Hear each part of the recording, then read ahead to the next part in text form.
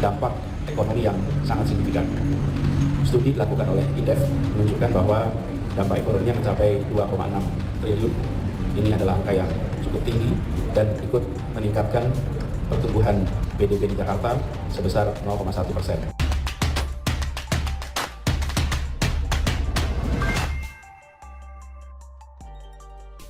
Audit keuntungan Formula E goib. Indef jangan coba bohongin rakyat soal dampak ekonomi.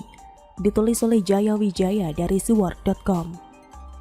Sudah 3 bulan berlalu sampai lengsernya Anies, rakyat masih menunggu hasil audit keuntungan Formula E. Goibnya hasil audit ini membuat banyak pihak bertanya-tanya, apalagi fokus Formula E sekarang sedang ditangani KPK. Buzzer-buzzer Anies kebingungan untuk menjawab bagaimana hasil audit Formula E ini. Mereka hanya bisa mencoba mengalihkan isu, seperti misalnya hoax ijazah palsu Jokowi, sampai akhirnya ada hasil penelitian, katanya dari Indef yang menyebutkan bahwa dampak ekonomi Formula E sebesar 2,6 triliun rupiah. Rizal Taufikur Rahman mengatakan bahwa dampak ekonomi langsung dari penyelenggaraan Formula E Jakarta 2022 mencapai 2,6 triliun rupiah. Dari jumlah tersebut, dampak ekonomi langsung sebesar 597 miliar rupiah dan ekonomi tidak langsung mencapai 2,1 triliun rupiah. Hasil penelitian ini kemudian dijadikan alat buzzer Anies untuk menjawab pertanyaan masyarakat. Kalau keuntungan Formula E sebesar 2,6 triliun rupiah, rakyat yang waras jelas bingung. Hasil audit Formula E saja belum keluar, dari mana Indef mendapatkan angka-angka tersebut? Kenapa Indef malah melakukan penelitian dampak ekonomi? Kalau punya kemampuan, silahkan bantu dulu audit Formula E, karena itu yang dipertanyakan masyarakat. Setelah beres, baru buat penelitian dampak ekonomi. Logika Indef ini tidak nyambung, karena hasil audit ini acuan utamanya dalam menilai suatu proyek gagal atau bukan. Masalah dampak ekonomi ini sangat subjektif sekali, tergantung lembaga yang melakukan penelitian. Lembaga pendukung Anies jelas akan melakukan cherry picking untuk membela beliau. Jadi pembaca di sini juga harus paham, dan penulis percaya banyak yang lebih paham dari penulis. Kalau dampak ekonomi itu tidak sama dengan keuntungan. Ditanya keuntungan Formula E tapi malah memberikan data dampak ekonomi. Itu sama saja membodohi orang-orang yang sudah bodoh macam kadrun. Berikut penulis jelaskan dengan bahasa awam, barangkali ada yang masih tidak bisa membedakannya. Misal, penulis membuat acara seminar. Di acara tersebut penulis menyewa hotel, membayar event organizer, lalu menyediakan konsumsi dengan mengundang pebisnis kuliner setempat. Di sini terjadi dampak ekonomi dari biaya sewa hotel, biaya event organizer, dan uang konsumsi. Tapi apakah penulis pasti untung? Belum tentu. Keuntungan dihitung dari uang pembayaran seminar, para peserta dikurangi pengeluaran.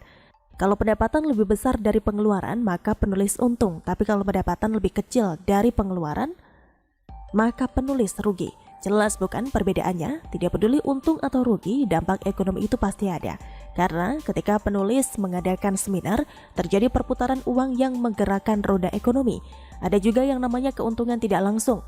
Misalnya karena banyak yang seminar, parkir mobil penuh dan untung parkir, dan tukang parkir mendapatkan penghasilan. Nah, penghasilan ekonomi mas parkir ini adalah dampak ekonomi tidak langsung.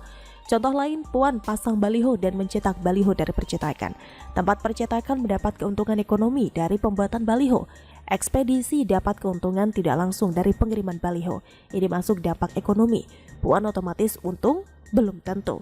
Kalau karena baliho dihujat, malah rugi itu Puan. Tapi tukang baliho sudah merasakan dampak ekonominya. Demikian juga dengan Formula E.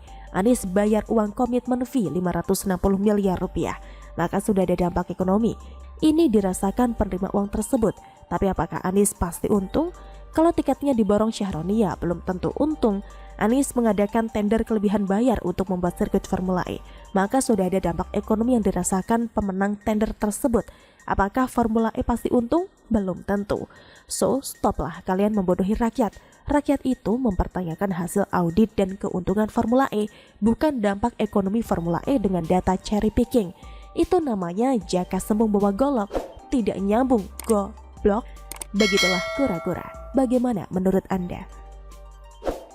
Melalui unggahan poster dan infografik di akun media sosial, BEM UI mengkritik kinerja pemerintah selama 3 tahun. Koordinator Bidang Sosial Politik BEM UI, Melkisedek Huang, menyatakan kegagalan kinerja pemerintah dalam 8 poin.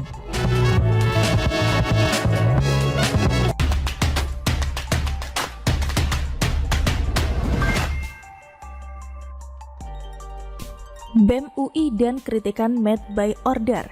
Mau terlihat pintar malah jadi bungul. Ditulis oleh Manuel dari siwar.com.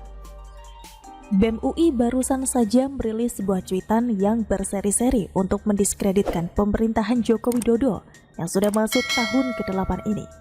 Sejak tahun 2014, BEM UI konsisten memamerkan ketidakcerdasannya. BEM UI diisi oleh mahasiswa entah spesies gagal atau bagaimana, melihat bagaimana pemerintahan Presiden Joko Widodo dan Ma'ruf Amin adalah pemerintahan yang gagal. Gagal menurut mereka adalah kinerja yang dianggap tidak maju. Saya kira kritikan seharusnya sifatnya membangun dan memberikan dampak positif. Akan tetapi kritikan BEM UI gak lebih dari sekedar ungkapan kekecewaan yang tidak meminta solusi. Biasanya orang kalau kecewa dikasih solusi. Beberapa kali Presiden Joko Widodo dan pemerintahannya menjalankan mandat rakyat dan memberikan banyak jawaban kepada permasalahan masyarakat. Seharusnya BEM UI menyadari bahwa kuota pendidikan pun sudah diberikan sesuai permintaan. Akan tetapi yang dilakukan oleh BEM UI ini ibarat malin kundang yang durhaka sama bapaknya. Selama Joko Widodo memerintah, BEM UI ini kerjaannya hanya sibuk mencibir. Apalagi ex-ketua BEM UI yang legend, namanya Za'adid Taqwa, legendaris ketidakcerdasannya. Orang-orang yang ada di BEM UI memiliki cara pandang dan pola pandang yang sempit. Selama ini orang-orang lulusan UI kebanyakan jadi bawahan orang-orang lulusan UGM.